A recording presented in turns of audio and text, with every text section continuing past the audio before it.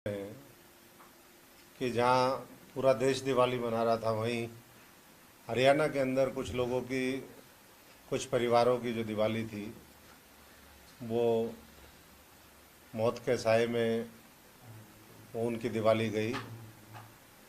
बात हम कर रहे हैं यमुनानगर की, जहाँ पर अभी तक जो जानकारी है, वैसे तो तथ्य कहीं 20 के हैं, कहीं 24 के हैं, कि 20 से लेकर के 24 लोग जो माल्टा मस्ती, एक सस्ती शराब और जो नशे का जिस तरीके से इस हरियाणा के अंदर आज पूरा एक रैकेट चल रहा है सरकारी संरक्षण में, आज उसकी वजह से ये जानें चली गई दिवाली से तुरंत पहले। लेकिन सबसे बड़ी बात यह है कि सरकार अभी भी ये सस्ती शराब से जो बस्तियां उजड़ रही हैं, लोगों के घर उजड़ रहे हैं, उस पर कहीं ना कहीं गंभीर नहीं दिख रही है।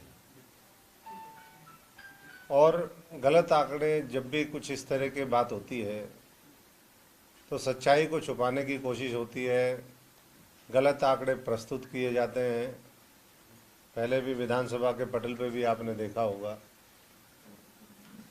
ये कहा गया कि 16 से लेकर के और 23 तक शराब की वजह से जो है वो 39 मौतें हुई। लेकिन उसी समय के अंतराल में हम देखें तो करीबन करीबन 470 उस समय लोग ये सस्ती और कच्ची शराब पी करके, चाहे वो खरखोदा में पीछे का मामला हो और अभी फिर दोबारा हम ये देख रहे हैं, तो अगर टोटल मिला करके डाटा देखें तो 500 से ज़्यादा लोगों की इस तरह की घटनाओं में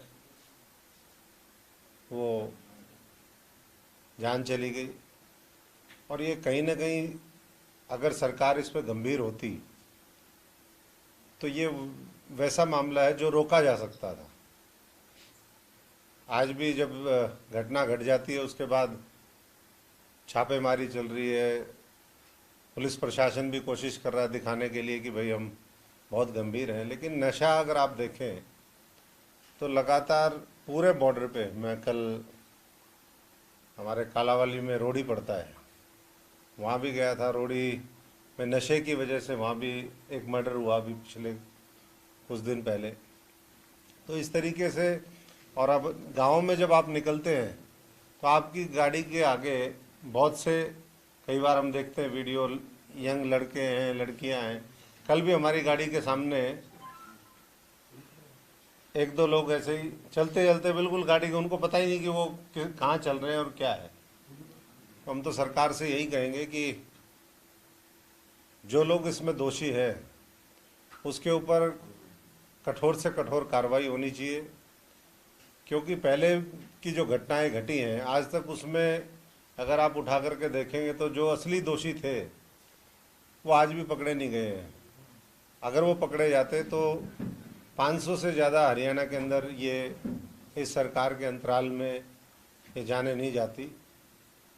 कल आम आदमी पार्टी का डेलीगेशन वो परिवारजनों से जाकर के यमुनानगर में हम मिलेंगे, और हम यही उन परिवारों को भी कहना चाहेंगे कि हौसले से वो करें, और जिस तरह की भी कोई मदद और आवश्यकता होगी इस लड़ाई में, नशे के खिलाफ लड़ाई में, वो आम आदमी पार्टी पूरी मजबूती से उनके साथ खड़ी है। चाहे वो पार्टी के हमारे राष्ट्रीय संयोजक अरविंद जी हो, चाहे वो हमारी हरियाणा की पूरी इकाई हो। तो मुख्य मुद्दा आज का हमारा यही है कि ये जो दोषी हैं उनको बचाने की सरकार कोशिश ना करे, पुलिस प्रशासन से लेकर के और जो भी इसमें लिप्त लोग हैं। अब मैं देख रहा था आज एक दो दूसरी पार्टियों के लिए, नाम तो मैं नहीं लेना चाहूँगा, लेकिन दूसरी पार्टियों के भी लोग इसमें लिप्त हैं।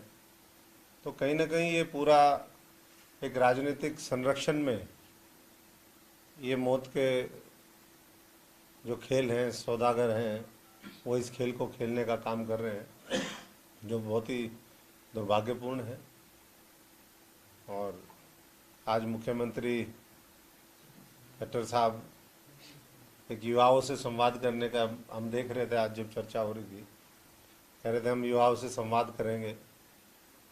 तो युवाओं से संवाद में वो कैसे नशे को ख़त्म करेंगे, चाहे वो इन कच्ची शराब का नशा हो, चाहे चिट्टा हो, चाहे दूसरे और तमाम तरह के नशे हैं, उसका भी कहीं ना कहीं युवाओं से चर्चा करें और उसके रोकथाम के लिए ठोस कदम भी उठाएं।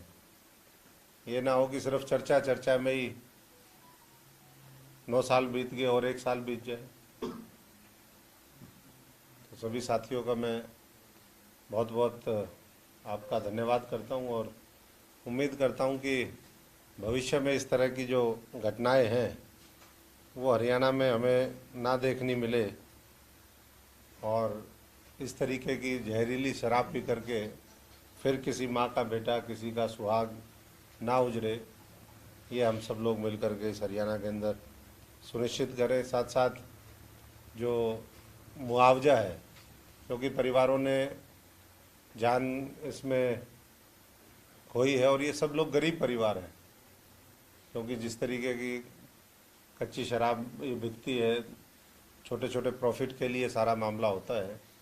तो गरीब परिवार हैं वो, उनके लिए भी सरकार को सोचना चाहिए। बाकी कल हम जाएंगे, उसके बाद और परिवारों से मिलकर के फिर आगे की बात रखेंगे। तो इन्हीं मुद्दों को लेकर के आज हम आपके बीच में आए थे। Thank you. कुछ समय पहले